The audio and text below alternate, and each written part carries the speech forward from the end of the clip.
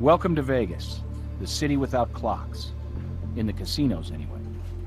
Here at CSI, time is something we pay close attention to, because the early hours of a murder investigation are key.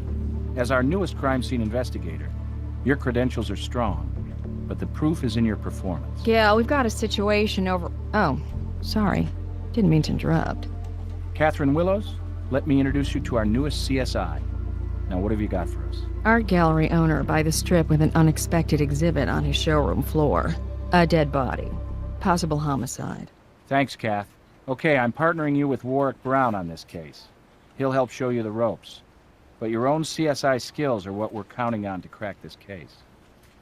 Catherine, I have lab work to get back to. Would you supervise this case? You got it, Gil. And you should head to that art gallery now. Oh, and remember, as G.K. Chesterton once said, the criminal is the creative artist, the detective only the critic.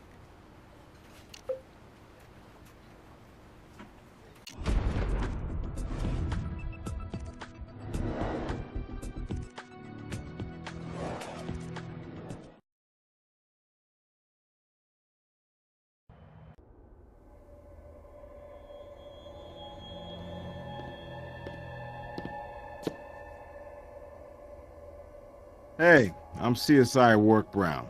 I'm glad to have some help on this one. We got a dead Vic on the floor, and a live gallery owner waiting in the sidelines. Are you ready?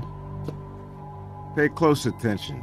We're in the art world, and if you don't know how to look at something, you won't understand what it means.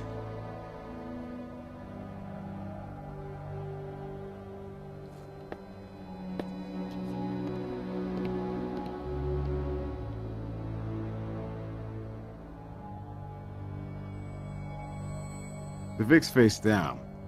Spatter pattern on the wall close by indicates blunt force trauma.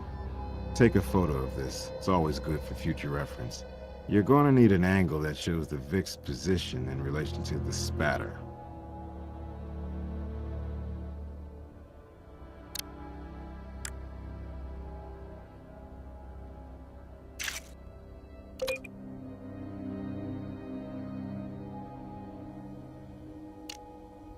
Too pretty, too young, and way too dead.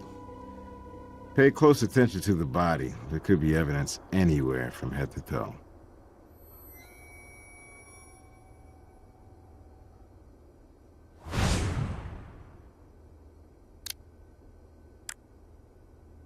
That's no human hair. It's too thick. Some kind of animal, maybe.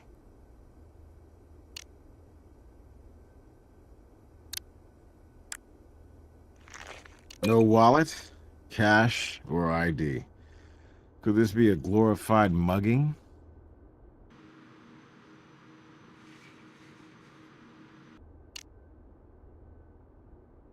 Whoa. With a rock like that left behind, I doubt we have a robbery. This was personal.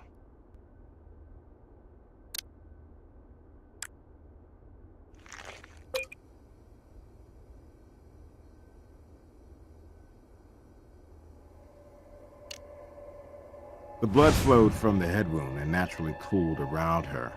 That suggests she bled to death right here.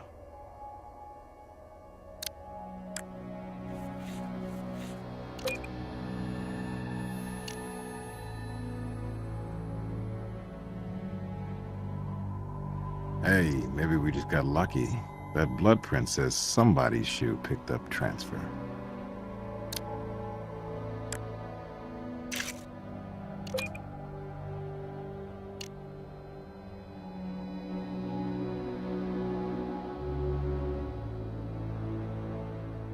I want you to note the blood spatter here.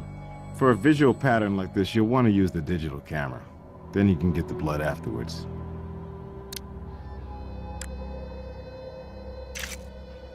Well, if a picture's worth 1,000 words, we got several thousand here telling us what went down.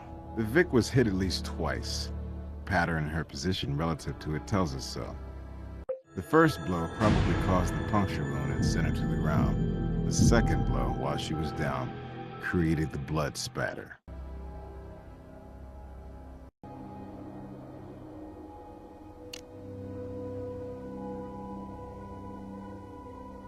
A good idea to be thorough, but nothing's there.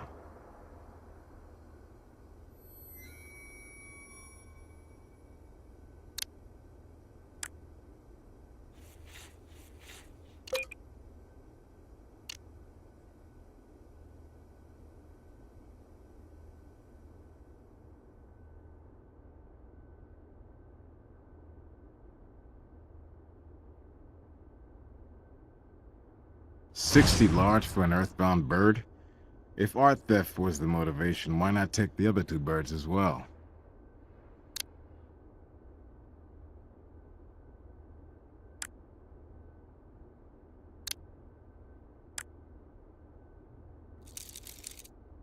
Nice catch.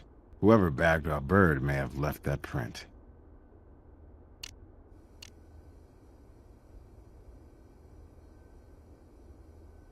This is the Nathan Ackerman Fine Arts Studio, and I am Nathan Ackerman. My art, displaying the creativity and, on occasion, the genius of my exhibitors, in a setting that is itself a work of art. Do you mind if we ask you a few questions? Please do. Consider me your host and ally. Don't hesitate to ask if I can help you resolve this affair quickly and cleanly. I'll see what we can do. But Mr. Ackerman, there's nothing clean about murder. I was out briefly on an errand, and to my devastation, I discovered a client, Rachel Maddox, dead on my gallery floor. You must understand that this is a crushing blow. Rachel was an excellent client and a dear friend. I can't imagine who would do such a thing. Perhaps a vagrant or one of these psychopathic killers you read so much about? Oh, I can tell you it's a disaster. That's one of our most valuable pieces. Hawks are a specialty of Mr. Milton's, and that's a signature work. Any Milton collector would kill to... excuse me, that was an unfortunate burst of hyperbole. But I can say with no exaggeration at all that the perch predator is an expensive item indeed. And I'll be calling my insurance agent as soon as we're done here. Do you have a photo of that missing statue? Standard operating procedure in the art game. I'll be glad to get it for you, though I'd appreciate its eventual return. Insurance, you know.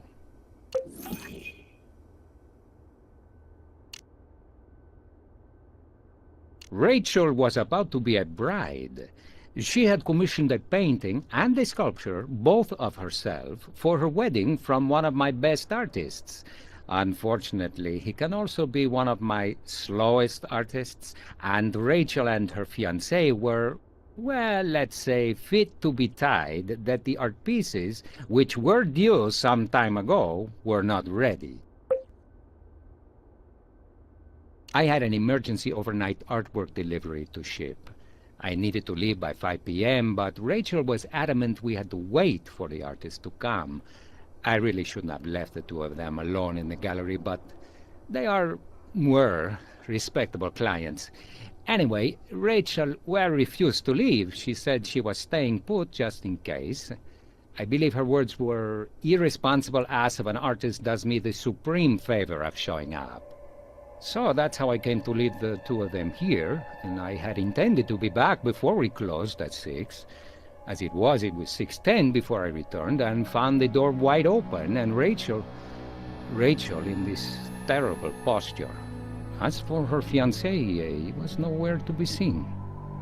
This is the most ghastly thing that has ever happened at the Nathan Ackerman Fine Arts Studio. What kind of mad beast are we dealing with here? Her fiancé is one Mark Stock, a taciturn fellow with a physique worthy of a Greek sculpture and just about as talkative. Frankly, he has the personality of a doorstop and the artistic taste of a hillbilly. Forgive my candor.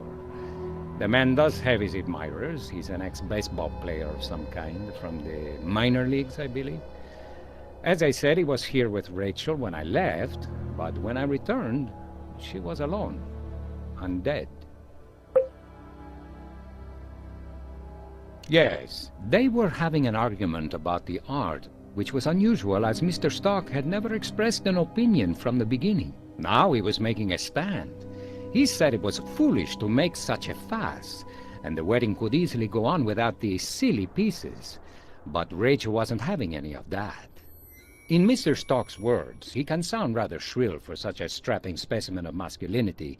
He said Rachel had become unreasonable and out of control over the artist not showing up. And, well, honestly, he had a point. She did have that side to her. Understand, I was very fond of Rachel, but frankly, some of the invective she hurled was directed not just at her fiancé, but, if you can imagine, at me. Fortunately, a truce between the betrothed had come to pass before I had to leave. They were even, shall we say, affectionate. I felt comfortable enough leaving them alone. The storm had blown over, and they were like lovebirds again. Patrick Milton. Many of the works in this showroom are in fact his.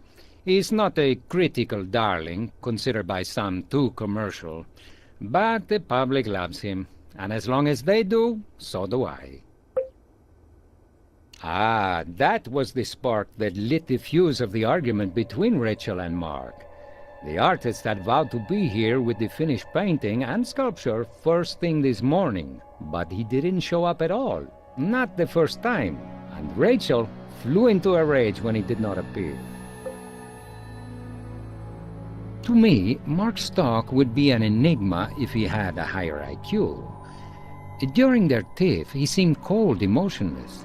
He's one of those passive-aggressive types who occasionally erupt, but in a strange, distant way, unleashing a torrent of abusive language, but delivering that invective in a controlled, cruel manner, seemingly devoid of any feeling.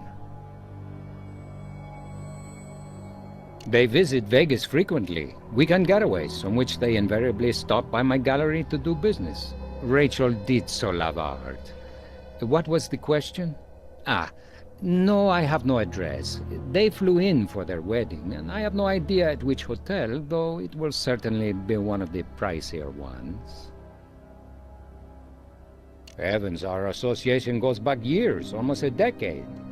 Quite frankly, he's the star here. I've displayed and sold hundreds of his works.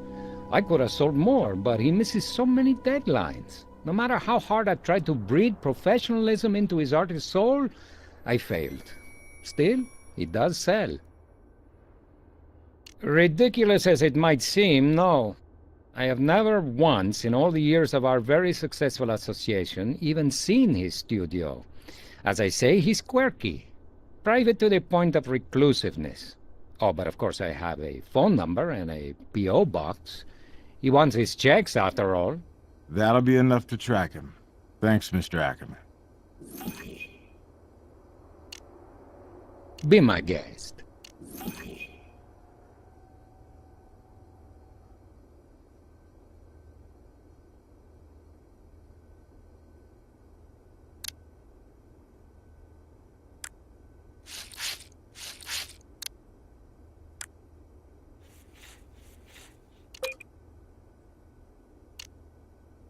My fingerprints are all over this gallery, both literally and figuratively. As I said, I intend to cooperate fully. My life is an open book.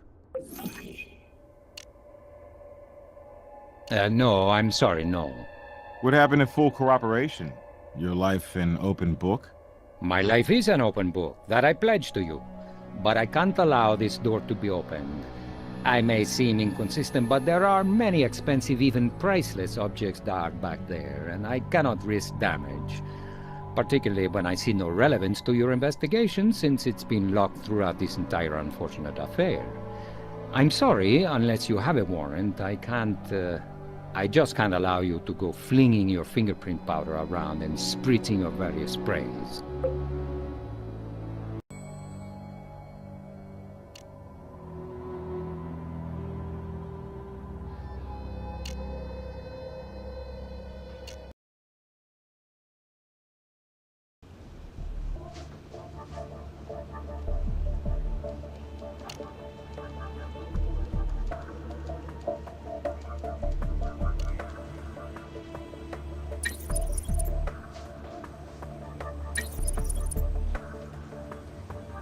The prints on the pedestal are Ackerman's. It's no surprise. It's his gallery.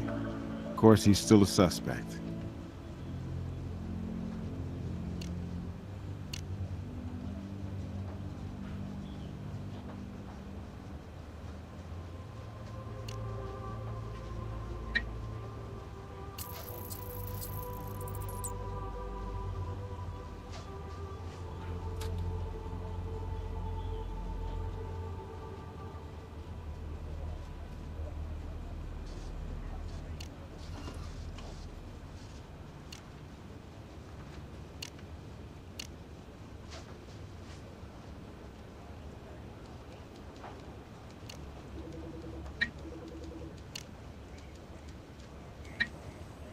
This verifies Ackerman stepped in the victim's blood.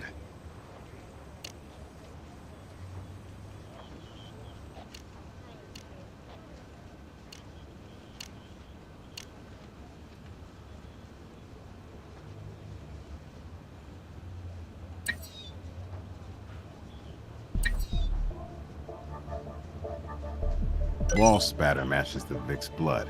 It's a start. Links her to the crime scene.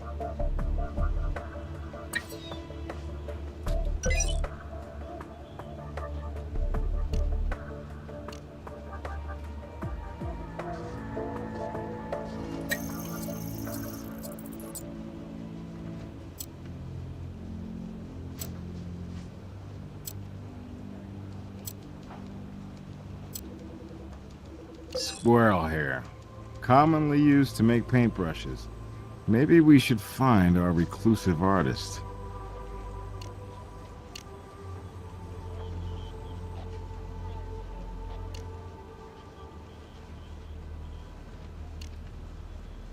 We'll need to check with Brass about this first.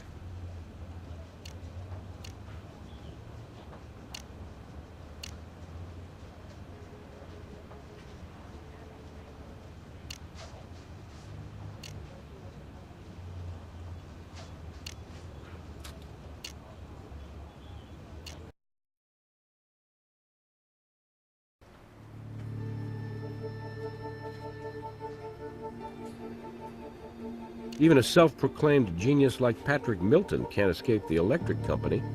And we got his address from their bill. Here you go.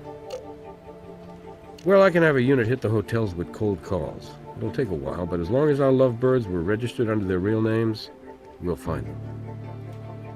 Once you tell me exactly what we're looking for, I'll send out the boys. Our friendly neighborhood art dealer opened the gallery 12 years ago, and his record's clean. I found some online reviews saying Ackerman's an overcharging, tasteless fraud. But hey, that's no crime.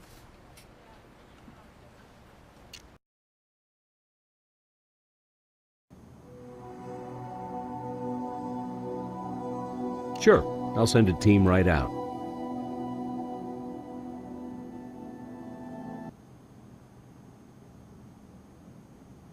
Blunt force trauma, back of the head.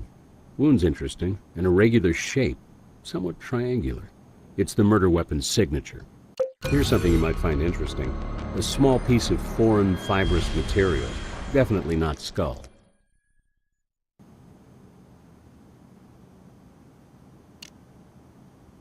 The fragment I found appears similar in color to the photograph, so the bird's bill might be consistent with the wound. But without the real thing, it's just a guess. Well, based on the victim's liver temperature, dead less than 2 hours. Under ideal conditions, the body cools 2 degrees the first hour, then 1 degree after that. So we can put it around 5:30 p.m. Way ahead of you. Taking fingerprints off a victim's body is part of my routine. Here you are. Toxicology tests show high concentrations of diazepam, a benzodiazepine commonly prescribed for anxiety disorders. Well, it's not entirely unusual, but your prospective bride already had a honeymoon, semen in the vaginal canal, no forced entry, presumably consensual sex. I've got a sample for you. Of course, glad to have your perspective.